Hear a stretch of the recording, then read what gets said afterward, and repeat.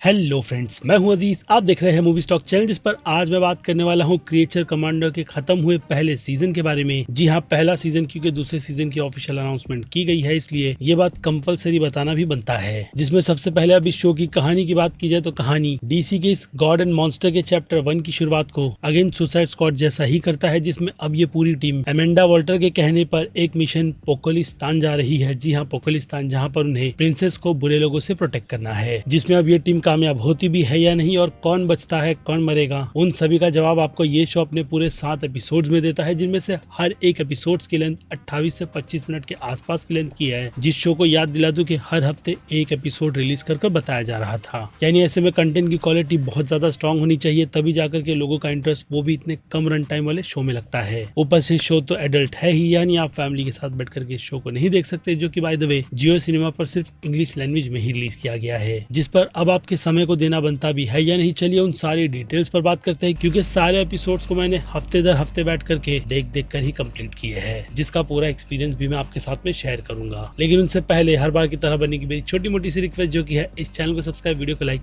और शेयर करने की तो कर लो।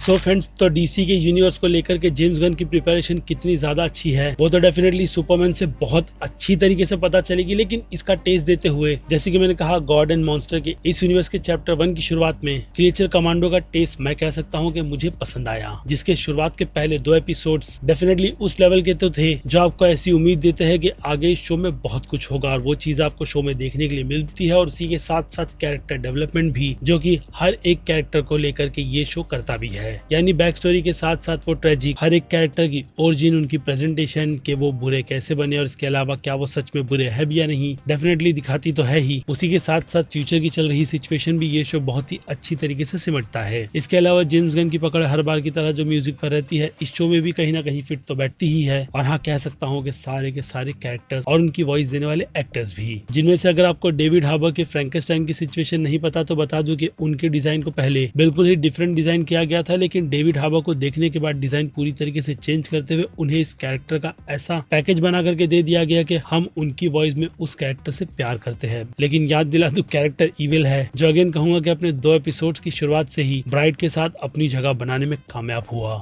इसके अलावा ब्राइट का कैरेक्टर भाई क्या ही शानदार सी राइटिंग है, जो इस कैरेक्टर को एपिसोड दर एपिसोड भाई बहुत ज्यादा निखार देती है। और हाँ, सारे के सारे दूसरे कैरेक्टर्स को भी, जिनमें से हर एक एपिसोड ऐसा था कि मैं इसके हर एक एपिसोड का वेट हर हफ्ते कर रहा था। यानी कंटेंट की क्वालिटी में तो वो बात है कि आप इसके लिए अच्छा खासा वेट करोगे ही, और साथ ही साथ मेकर्स का वो डिसीजन भी कि उन्होंने इस शो को एनिमेट क्यों किया। रीजन बताओ तो सुसाइड स्क्वाड जैसी लाइव एक्शन वो भी जेम्स गन की बनाई गई फिल्म आपके सामने तो है ही, लेकिन इस तरीके की कहानी को अगर राइटर ही ये बात समझ जाए कि लोगों के लिए सिर्फ 2D एनिमेशन के तौर पर ही दिखा करके रखी जा सकती है, जो कि इस यूनिवर्स को भी आगे बढ़ाती है कहीं ना कहीं, तो वहीं कैरेक्टर्स को डेवलप करते हुए अच्छी खासी स्टोरी का पेस भी दे देती है। क्योंकि मेरी नजर में ये लाइव एक्शन बनने जैसा शो तो नहीं था, लेकिन हाँ, डेफिनेटली 2D एनिमेशन पर ये टेक और राइटिंग इस शो को कहीं ना कहीं जस्टिफाई कर देती है। जिसके 2D एनिमेशन स्टाइल और डीसी के इस यूनिवर्स की शुरुआत वो भी इस एनिमेशन के डिपार्टमेंट के हिसाब से भाई बहुत ज्यादा खूबसूरत थी। क्योंकि हर एक कैरेक्टर्स की डिजाइन, अगर आपको पता नहीं तो याद दिला दूं कि जिन एक्टर्स ने उनकी वॉइस दी है वही लाइव एक्शन में भी प्ले करेंगे, तो उनमें मैं देखना चाहूंगा कि सारे कैरेक्टर्स को अब लाइव एक्शन में अगर फ्यूचर में दिखाया जाएगा तो उनकी प्रेजेंटेशन कैसी रहेगी। बाकी नो डाउट डीसी के यूनिवर्स का टीज बस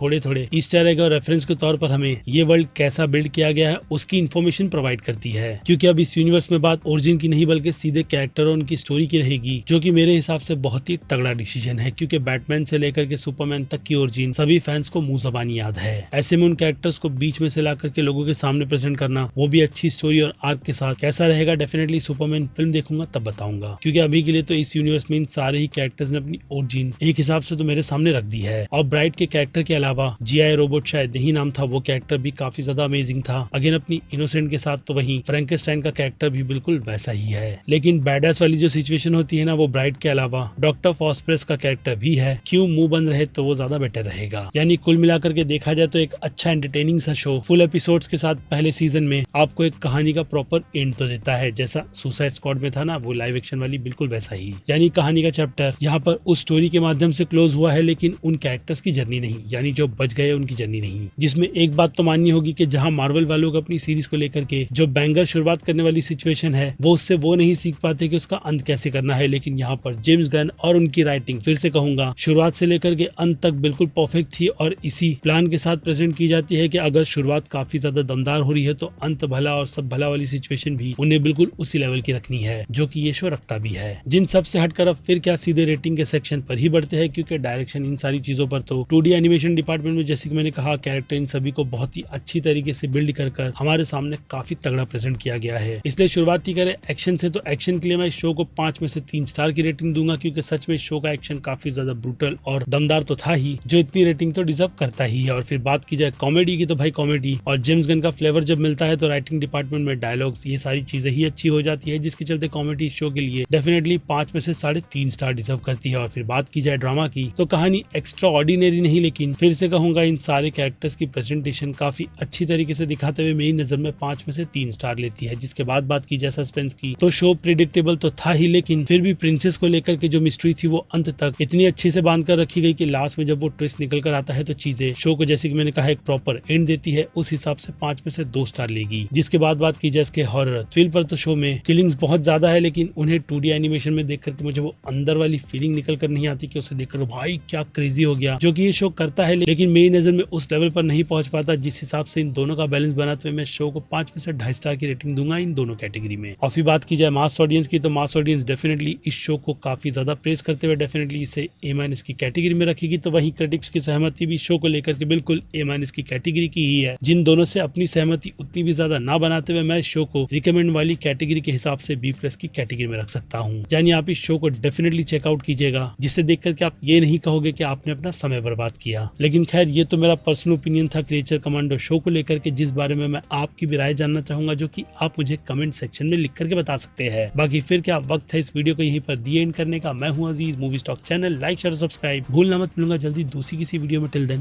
bye.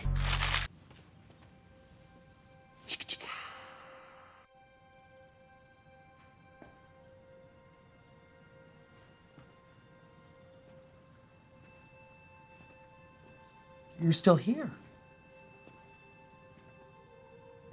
It's over. Go home.